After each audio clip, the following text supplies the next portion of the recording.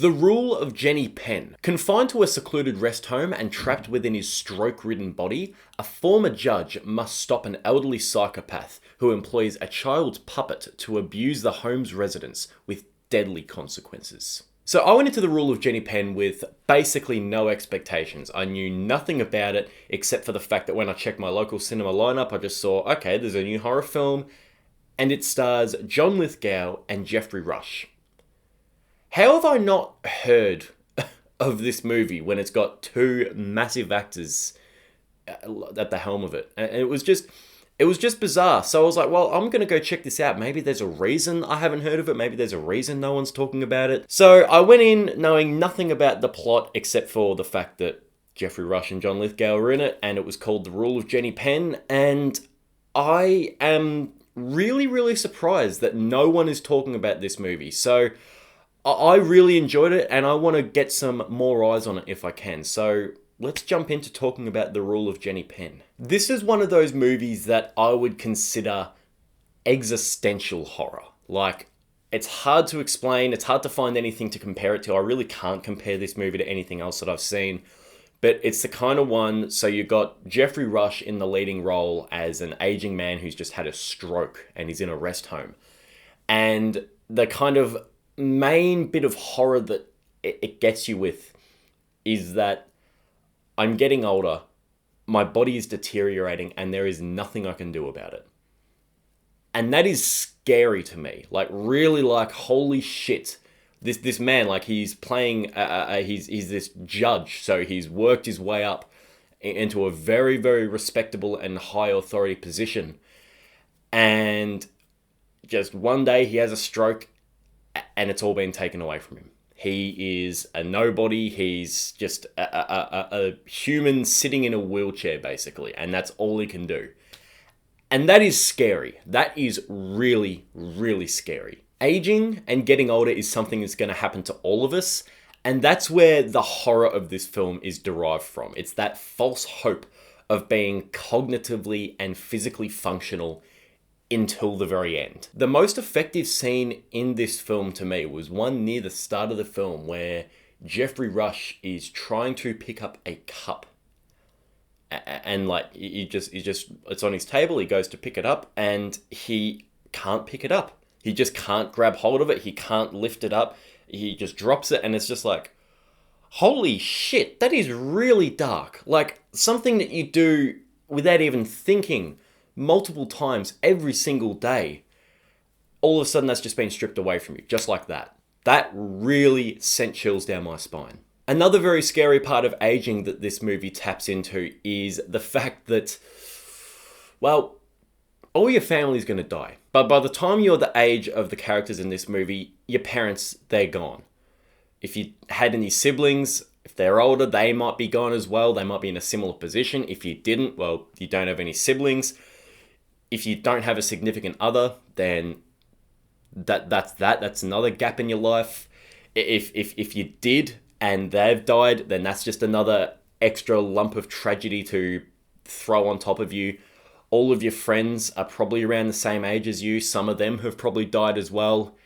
It's all very real, very scary stuff that, again, as I said, we're all going to have to go through it. And we watch our own family members go through it. All's to say, all the very real psychological horror that this film dives into really, really got under my skin and really made me think and really, really got to me. It is very bleak and very grim, and it did it exceptionally well. And all of that very real horror is complemented extremely well by some absolutely terrifying imagery. I love how simple Jenny Penn is. Just this hand puppet. Barely anything to her. It's basically just like a baby doll with some divots where the eyes are and where the mouth is. And they shoot it in a way that is so creepy, so unsettling. When he like able to make faces with her, like he can almost give her like a bit of a frown. That's terrifying. Sometimes the light will like shine in from like behind the doll and give like it looks like it's got glowing eyes. There's also some more dream sequence type stuff in here, which really is terrifying. And I loved it. I think Jenny Penn is such a fascinating piece of imagery that is really going to stick with me. John Lithgow in this movie is unbelievable. Unbelievably scary, just unhinged to the maximum, just so disturbing. Just the kind of person that if he came within 5 meters of you, you would just immediately start walking the other direction.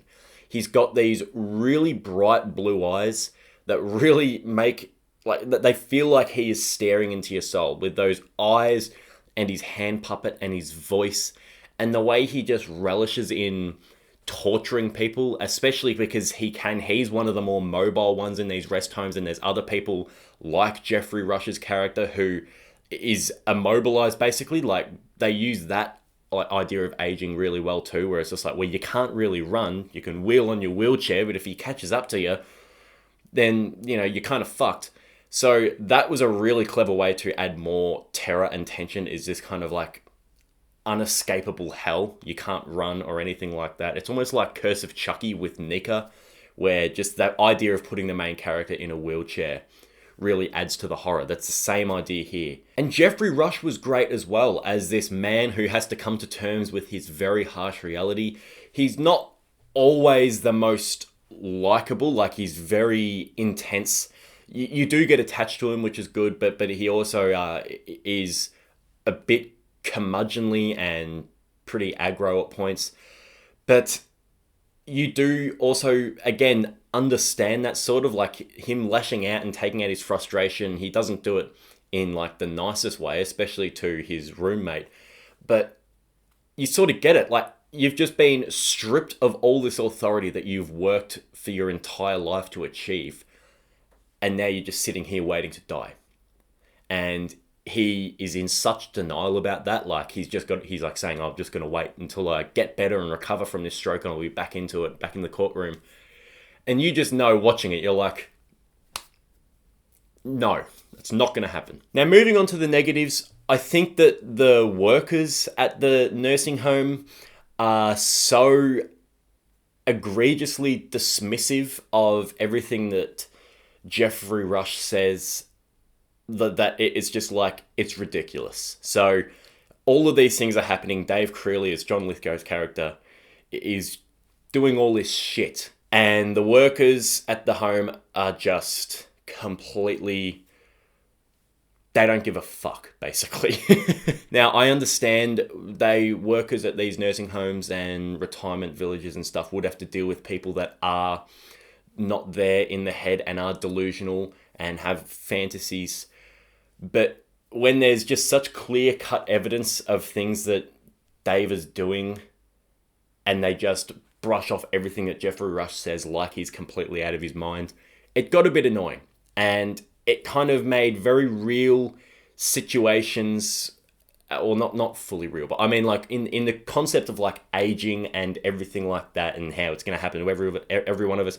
It's very real psychological terror, but it's placed in a world that is quite detached from reality. So it just kind of felt like it was juggling multiple things at once. It was like, okay, we're going to make a movie that's very discussing very real and very serious topics, but we're going to put it in a world that straight up doesn't feel like our own. Now, this might not bother some people, and I'm normally pretty good at switching, like, you know, my brain from real life and logic to movies and art.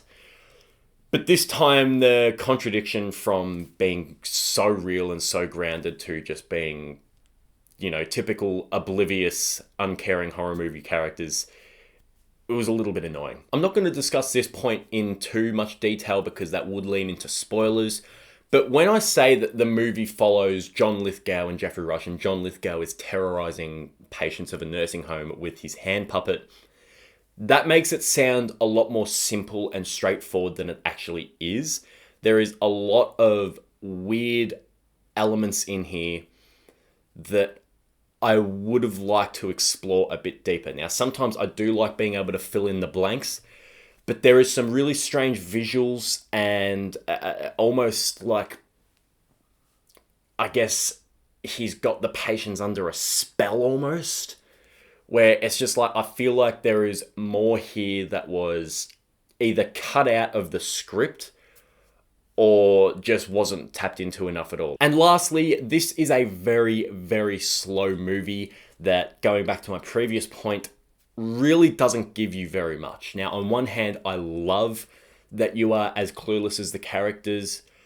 On the other hand, when it's kind of dropping hints of things throughout the film only to never really pay them off, it's a bit disappointing. It's kind of like a deflating balloon where you finish the movie and you're like, that's it? Like, I just wanted more from it, and with a movie that is as slow as it is, and for the most part, extremely effective with what it does, on like talking about the real world horror, it doesn't pay off its more traditional horror elements in a way that I thought was satisfying, or a way that I thought merited the extremely slow pace. But overall, I really dug The Rule of Jenny Penn. And I think that anyone watching who has dealt with a sick family member or an elderly family member with some kind of degenerative disease, I think they will also really appreciate it too. It's not going to be for everyone, but it really connected with me, and I would absolutely say that The Rule of Jenny Penn is worth a watch. Thank you so much for watching my review of The Rule of Jenny Penn. Please check this film out and support it, because I really do think it is something very different and interesting, even though it does have a lot of shortcomings. And I'm apologizing. I do apologize for my lack of content in the past few weeks. With studying and stuff like that, it just gets hard to find the time to. I'm going to try and be as active as I can, and if I do watch a movie, a new release, or even just something I feel is worth talking about, I'll probably just post it on my Twitter page or X page, whatever you want to call it, just for a little mini review. But yeah, I'll see you all later. Bye.